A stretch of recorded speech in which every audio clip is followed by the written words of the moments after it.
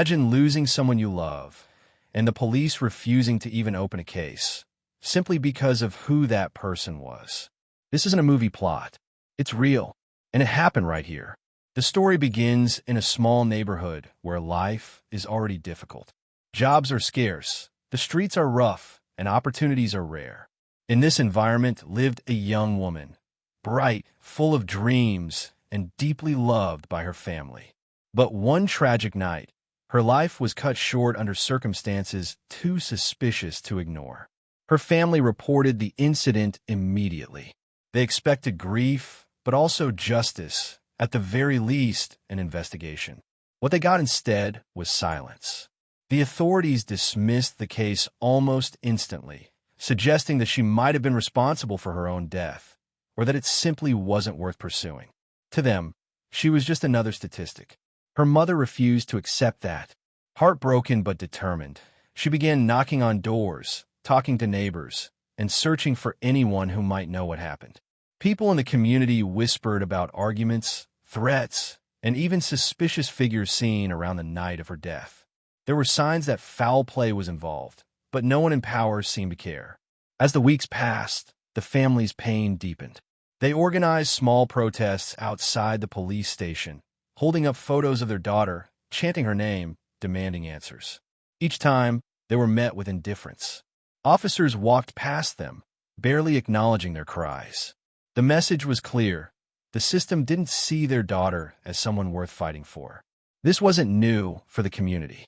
Families there had seen case after case ignored when the victims came from poor or marginalized backgrounds. Mothers wept over sons taken too soon. Sisters begged for answers that never came. And children grew up learning one bitter truth. Justice was not for people like them. Still, her story refused to disappear.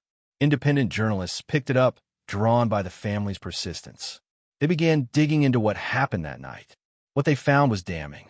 Several eyewitnesses said they had seen her in a heated argument with a man known for violent behavior.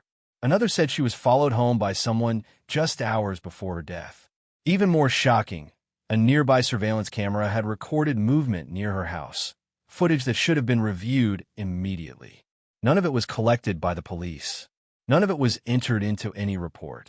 When the journalists published their findings, the family confronted the authorities again. This time, armed with evidence, they asked how such critical leads could have been ignored. The answer they got was chilling. We don't have the resources for this case. But the truth was clear. It wasn't about resources. It was about priorities. Cases involving wealthier victims, or those with connections, often saw swift action. Task forces formed overnight. Detectives working around the clock. Headlines splashed across major networks. But here, in a poor neighborhood, the system had already decided the victim's life didn't matter. Her story soon became a symbol, not just of one family's tragedy, but of a larger problem. Activists began using her case to highlight the pattern of selective justice.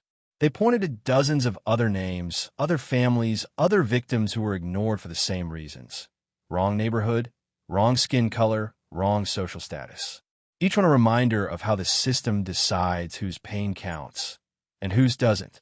The injustice sparked outrage, but also despair, because deep down, people knew this wasn't just one failure. It was systemic. It was deliberate. It was baked into the very way justice is handled. And for families like hers, it meant living not only with grief, but with the unbearable knowledge that the people meant to protect them never even tried. Her mother once said in an interview, "They stole my daughter twice. First, the night she was killed, and again when they refused to fight for her." Those words still echo because they're not just about one victim. They're about every victim erased by silence. Every case that never made the news. Every family forced to bury not just their loved one, but their hope for justice. This case forces us to ask, how many more lives must be lost before justice becomes blind in truth, not just in words? How many more families must stand outside police stations begging for answers that never come? How long before the system finally sees all victims as equal?